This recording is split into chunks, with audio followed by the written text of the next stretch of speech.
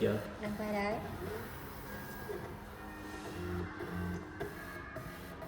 Mai mốt làm xong cái đưa file cho ông Vũ lên kia nó Photoshop nó chỉnh sửa lại cắt lại đúng không?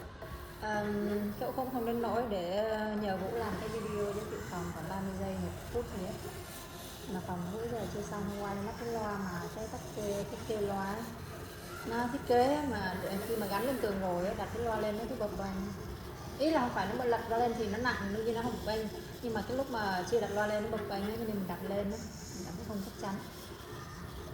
Xong buổi hôm qua lên từ 3 giờ tới 5 rưỡi chưa xong, xong mới quyết định là thôi để anh ấy đem ra ngoài anh hàn cái chỗ đấy cho chắc là để nó dùng cái vít để nó vít lên đó, nhưng mà vít lên cái xong nó còn khoảng hở bên trên ấy, thế là nó cứ lúc lắc. Thế là tưởng đầu tuần nay tưởng là dọn lên rồi ấy chứ, chặt liên tục.